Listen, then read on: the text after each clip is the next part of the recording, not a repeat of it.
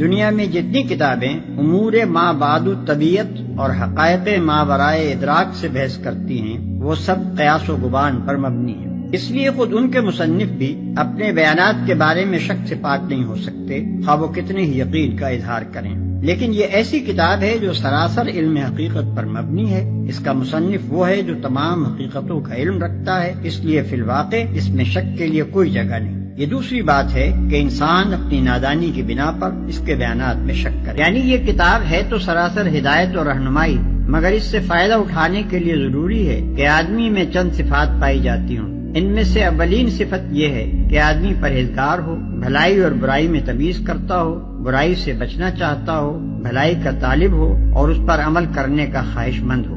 رہے وہ لوگ جو دنیا میں جانوروں کی طرح جیتے ہوں، جنہیں کبھی یہ فکر لاحق نہ ہوتی ہو کہ جو کچھ وہ کر رہے ہیں وہ صحیح بھی ہے یا نہیں، بس جدھر دنیا چل رہی ہو یا جدھر خواہش نفس دھکیل دے یا جدھر قدم اٹھ جائیں اسی طرف چل پڑتے ہوں، تو ایسے لوگوں کے لیے قرآن میں کوئی رہنمائی نہیں۔